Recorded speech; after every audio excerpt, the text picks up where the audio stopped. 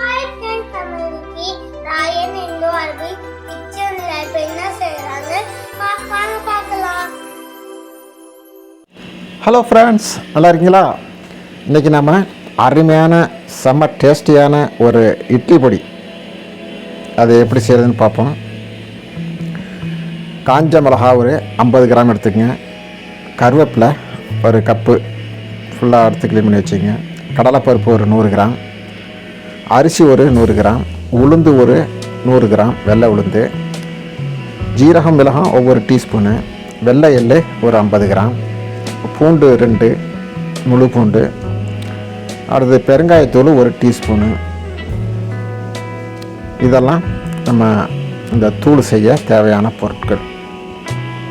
இப்போ இதை நம்ம என்ன செய்கிறோம்டா, ஒரு வானலியை சூடாக்கி அரிசியை போட்டு நல்லா பொன்னிறமாக வறுத்தெடுக்கிறோம்.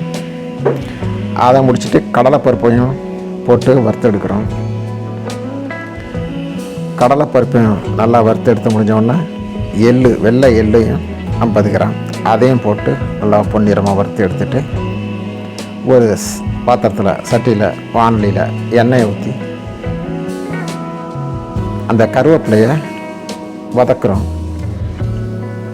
நல்லெண்ணெய் இருந்தால் பெஸ்ட்டாக இருக்கும். நல்லாட்டி வேறு குக்கிங் ஆயிலை போட்டு வதக்கிங்க. லேசாக அதை வதக்கிட்டு அதில் இந்த காஞ்ச மிளகாவையும் சேர்த்து போட்டு வதக்குறோம்.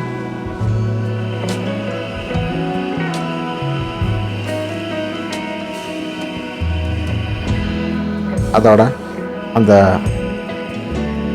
ஜீரகம் மிளகு இருக்கு இல்லையா, அதையும் சேர்த்துக்கிறோம். இப்போ நம்ம சேனலை சப்ஸ்கிரைப் பண்ணாங்கட்டி சப்ஸ்கிரைப் பண்ணிக்கங்க.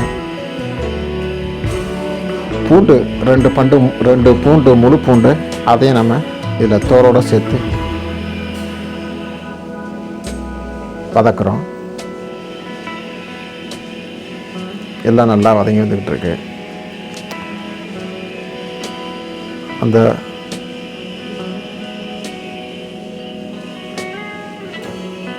இந்த பெருங்காயத்தூள் ஒரு டீஸ்பூனு அதையும் சேர்த்து போட்டு இதோட வதக்கிக்குங்க. இந்த தேவைக்கு உப்பு சேர்த்துக்குங்க. தூள் இட்லிக்கு அவ்வளோ அருமையாக டேஸ்டியாக இருக்கும். வெறும் தூளை வச்சு நம்ம சாப்பிட்றலாம், அந்தளவுக்கு டேஸ்டியாக இருக்கும். செஞ்சு பாருங்கள்.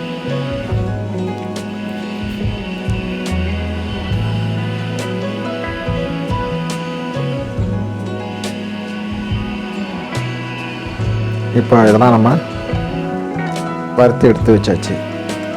இதை கொஞ்சம் ஆறின பிறகு ஒரு தட்டில் கொட்டி ஆற வைப்போம். எல்லாத்தையும் ஒன்றா கொட்டி ஆறின பிறகு ஒரு மிக்ஸி கிரைண்டரில் வச்சு இதை நம்ம தூளாக அரைச்சி எடுக்க போகிறோம். இப்போ நம்மளுக்கு அருமையான சுவையான இட்லி தூள், இட்லி பொடி, ஹோம்மேடு இட்லி பொடி, வீட்டிலே நம்ம தயாரிக்கக்கூடிய நல்ல சுவையான ஒரு இட்லி பொடி ரெடி ஆகிடுச்சு. இதே போல் நீங்களும் செஞ்சு அசத்துங்க.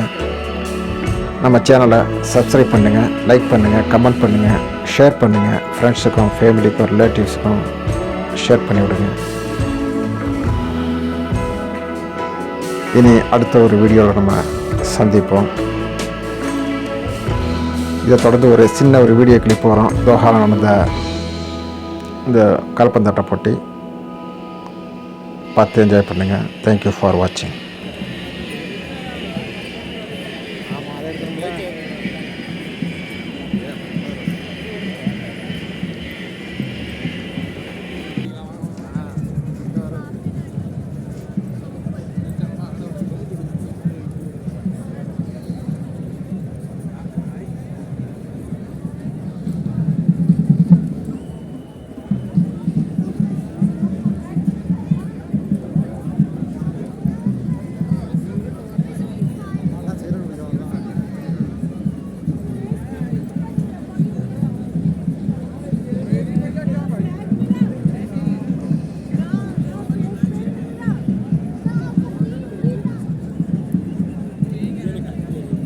கேள